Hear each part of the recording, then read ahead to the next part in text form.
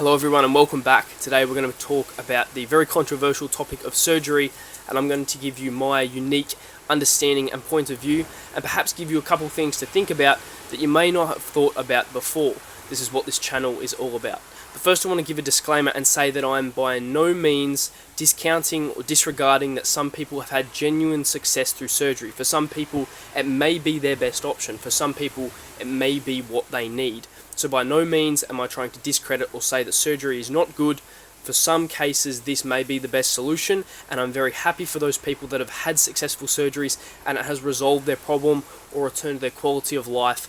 Any of the above, as long as you're getting better, that's the most important thing. That's A+ in my book. However, I'm going to give you my reasons as to why I never considered surgery as an option, and I'm going to start with this.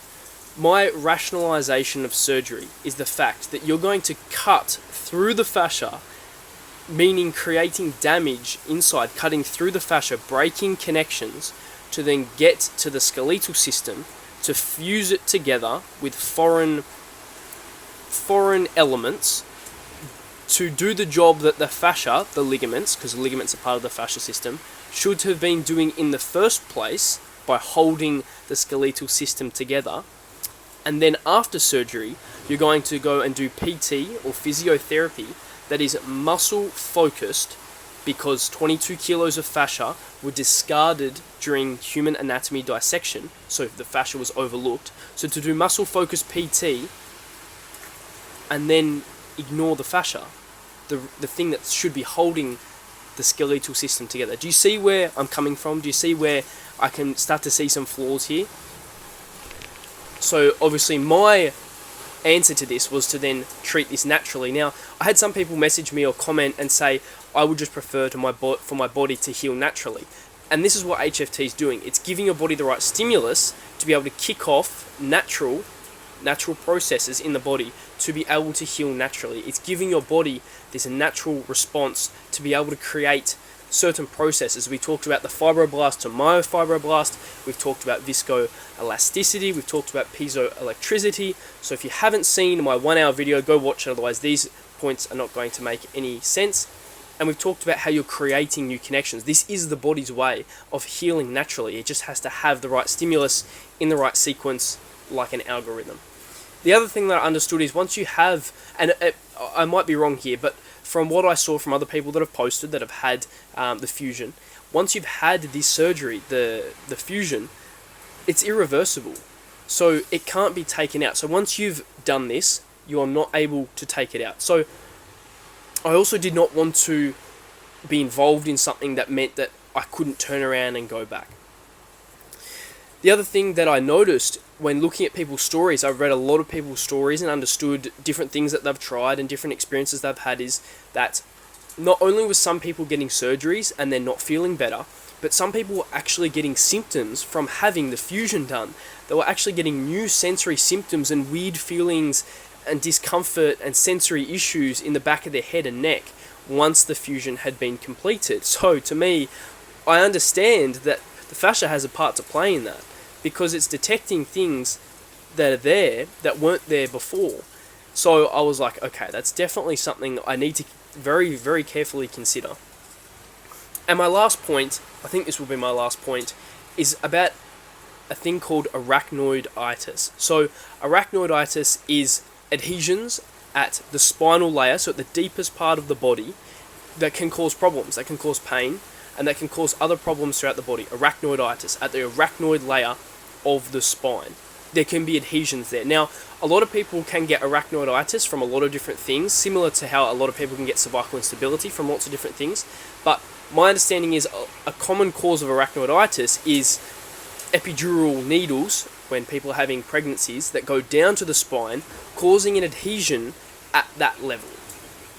And of course, if you're going to get surgery, there is a potential for adhesions to occur, because as I said, you're cutting through the fascia, or the surgeon is cutting through the fascia, maneuvering their way in there, and that opens up the opportunity for adhesions to occur, for fascia to get disorganized, because you're cutting through the connections. And that's just another thing that your body has to deal with, has to recover from, And then it loops back around because, as I said, then you do mainstream PT, which is muscle focused, isn't attending to the fascia, then maybe that gets neglected. But if we circle back around and focus back on this arachnoiditis for a second, this is very deep inside the body. Again, like cervical instability, it's a very unique and very nuanced and very detailed problem. Now, funnily enough, because Coach Chong's work deals on the fascia, you now understand it's one piece throughout the body, one continuous piece, and we can access all areas of the body through the fascia because it connects all areas and all systems of the body. Chong actually has a successful case study, or maybe even more, of resolving arachnoiditis through hyperarch fascia training, because you can remodel the fascia in all parts of the body. So that's pretty amazing in itself. But all of this together, understanding all of this, I went, okay, surgery is not going to be an option for me. Instead, I want to do the natural way. One of the reasons why I like HFT so much is because Coach Chong, in creating this whole model of being able to help people with their injuries and their pain, it all stemmed from looking at nature, looking at the elite athletes and going, why are they so good compared to other people? Why are there outliers naturally? Why are there outliers? And what he discovered is that they have fascial connections, their fascial connections in their body are different to a regular person or an amateur athlete. And he made lots of other little discoveries that all formed this big picture. But essentially what he's done is he's reverse engineered the process that these people have gone through to create this elite performance. So he's reverse engineered the elite naturals. And this is hyperarch fascia training. This is a streamlined way to create the same connections that they have that enables them to have elite athleticism. This is the way that you can remodel the body to overcome weakness, imbalances, pain.